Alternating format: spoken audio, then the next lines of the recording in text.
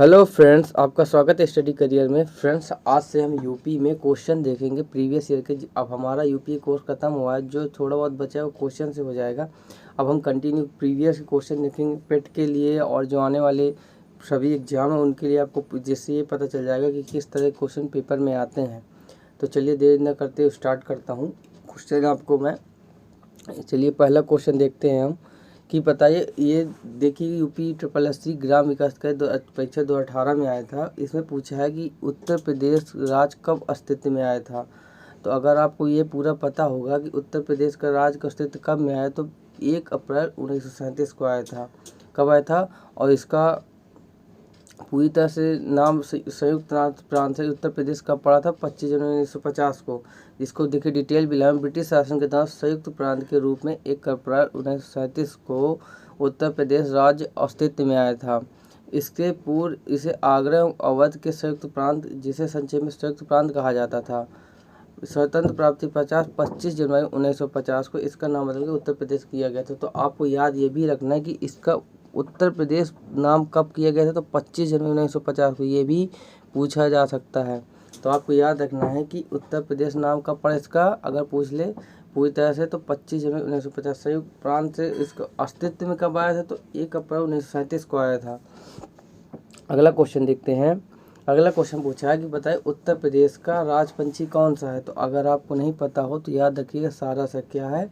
उत्तर प्रदेश का राज पंछी कौन है? सारस। इसका अगर डिटेल में आपको बताऊं तो देख लीजिए, उत्तर प्रदेश का राज पंछी सारस है।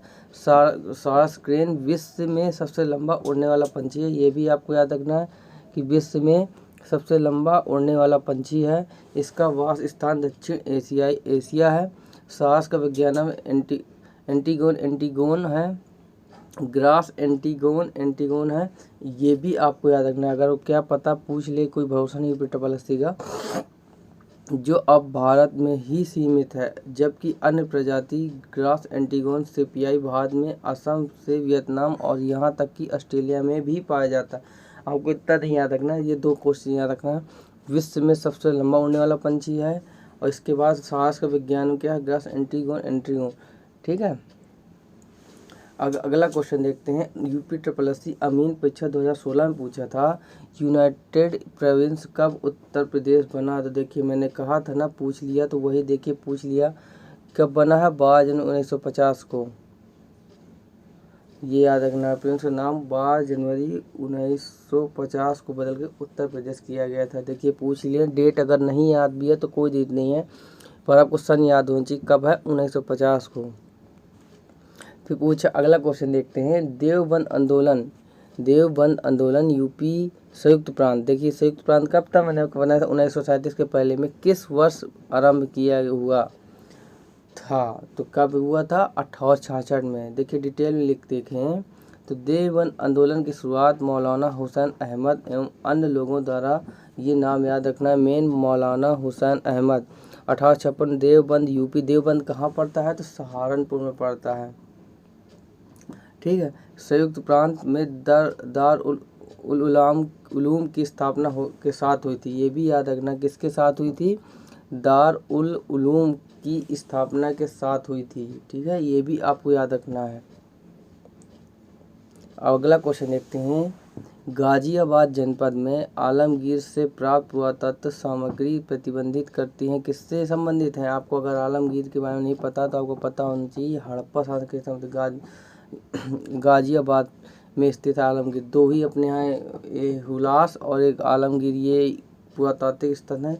अगर ये आपसे पूछ ले तो किससे संबंधित है? हड़प्पा संस्कृति से। मेरठ जनपद में, ये याद रखना कि किस जनपद में स्थित है। तो अगर आपसे ये भी पूछ सकता है तो आपको याद रखना है कि किस जनपद में स्थित है। मेरठ जनपद के आलमगीर से प्राप्त पुरातात्विक सामग्री हड़प्पा संस्कृति को प्रतिबंधित करती। इसकी खुदाई, ये भी याद रखना कि 1958 में यज्ञदत्त शर्मा द्वारा करवाई गई। ये हिड्डन नदी किनारे स्थित है। ये भी पूछा जा चुका है कि आलमगीर, और मैंने आपको हिड्डन नदी बताई भी है कि ये यमुना की सहायक नदी है जो गाजियाबाद के पास मिलती है। अगर आपने मेरा प्रीवियस ईयर के क्लासेस नहीं देखी हैं उससे देख लीजिएगा, मैंने उसमें बताया तो किस नदी किनारे से है। यह हड़प्पा सभ्यता का पूरा स्थल है। यह हड़प्पा सांस्कृतिक उत्तरकालीन अवस्था का प्रतिनिधित्व करता है। प्रश्न में आलमगीर गाजियाबाद में दर्शाया गया, जबकि हड़प्पा संस्कृति का स्थल मेरठ में। इससे कोई दिक्कत नहीं। अगर आपसे पूछ ले कि आलमगीरपुर कहाँ स्थित है तो आपको याद कहाँ रखना है, मेरठ में।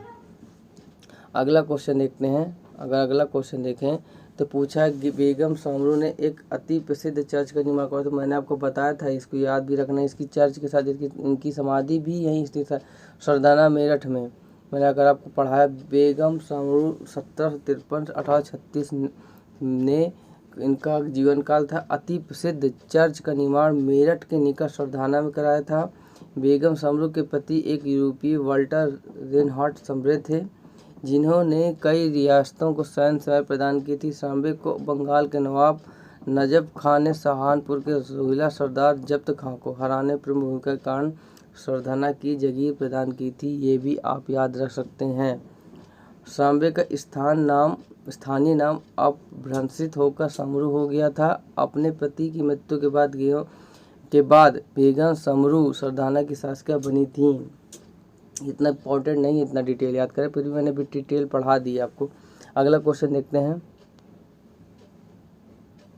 इसमें पूछा है कि निम्नलिखित में कौन सुमृत नहीं, इनके जन्म स्थान पूछा गया था। जोश कहाँ संबंधित है तो मलिहाबाद से। कहाँ स्थित संबंधित है, इसमें गलत कौन सा है, रघुपति सराय फिराब। रघुपति सराय फिराब कहाँ से है, गोरखपुर से। इनकी जन्मभूमि कहाँ है, गोरखपुर। देखिए 2 बार पूछा यूपी से, मेन 2005 में, फिर 2012 में भी आया है। तो अगर आपसे पूछ ले जिगर कहाँ स्थित है, ये आप इसके अलावा भी तीनों ऑप्शन को याद रखेंगे। जिगर कहाँ स्थित है तो मुरादाबाद में स्थित है।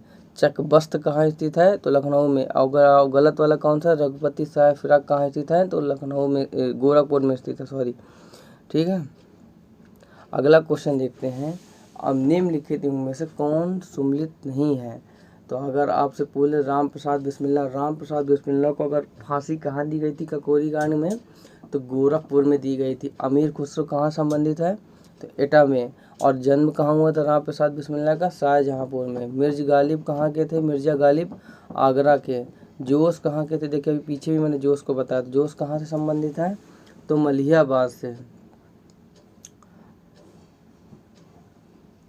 लिखा भी है। देखिए राम प्रसाद बिस्मिल्लाह का जन्म शाहजहाँपुर में 1857 में हुआ था। ये महान क्रांतिकारी और चंद्रशेखर आज़ाद के सहयोगी थे। ककोरी केस में 9/1927 में गोरखपुर में इन्हें फांसी दी। ये भी याद रखना, गोरखपुर में हुई थी इनको फांसी। ये बहुत बार पूछा गया है। सिर्फ इनका सबसे मेन वो वाक्य था, सरफरोशी की तमन्ना कातिल, ये फिर ... कातिल में इन्हीं की रचना। अमीर खुसरो का जन्म 52-53 में पटियाला एटा में हुआ था। ये भी याद रखना, कहाँ हुआ था, पटियाला एटा में। वर्तमान में पटियाला नवगठित जनपद कासगंज में स्थित है। तो अगर आप पटियाला व एटा ना देख के वो कासगंज दे दें तो आप कासगंज लगाइए, क्योंकि अब कासगंज एटा से अलग हो चुका है। मिर्जा गालिब कहाँ के थे, आगरा के। जोश कहाँ से संबंधित है तो मलिहाबाद से। फिर इसके बाद पूछा है निम्नलिखित में किसका जन्म आगरा में हुआ था, तो अभी मिर्जा गालिब देखिए फिर आ गया, अमीर, दोनों का जन्म आगरा में हुआ था। अमीर खुसरो का जन्म कहाँ हुआ था तो आपको मैंने बताया कासगंज में। और फिराक का जन्म कहाँ हुआ था तो देखिए ये भी याद रखिएगा, इनका जन्म कहाँ हुआ था, गोरखपुर में। कहाँ हुआ था, फिराक का जन्म कहाँ हुआ था, गोरखपुर में। मोतीलाल नेहरू बाल संग्रहालय कहाँ स्थित है तो लखनऊ में। अगर आपसे पूछ ले मोतीलाल नेहरू बाल संग्रहालय स्थित कहाँ है तो लखनऊ में। भारत कला भवन संग्रहालय कहाँ स्थित है, अगर आपसे पूछ ले तो कहाँ स्थित है, वाराणसी में। भारत कला भवन संग्रहालय अवस्थित कहाँ है तो आपको याद रखना कहाँ स्थित है, वाराणसी में। मोतीलाल अगर बोले तो लखनऊ में। भारत कला भवन संग्रहालय पूछे तो कहाँ स्थित है, वाराणसी में। फिर इसके बाद है निम्नलिखित में कौन सी सम्मिलित नहीं है।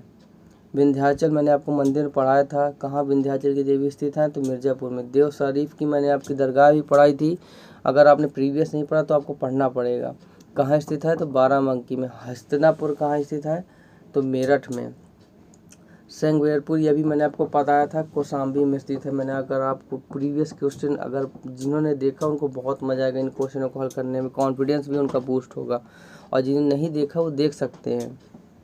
महर्षि वाल्मीकि आश्रम स्थापित कहाँ है, बिठूर में। कहाँ स्थित है, महर्षि वाल्मीकि आश्रम। मैंने ये भी आपको बताया था, इनका आश्रम एक चित्रकूट में है, कानपुर में। पर आपको कौन सा याद रखना, कानपुर में।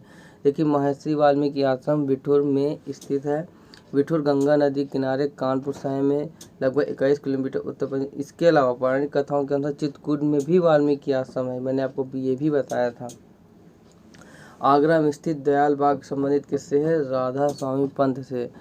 आगरा में स्थित दयाल बाग राधा स्वामी पंथ से संबंधित है। ठीक है, ये याद रखना, दयाल बाग किससे संबंधित है? तो राधा स्वामी पंथ से।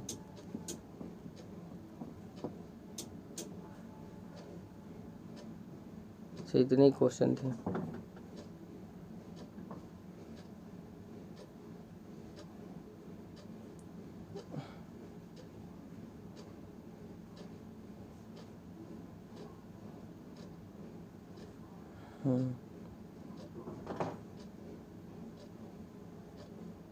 तो फ्रेंड्स ये थे क्वेश्चन हमारे।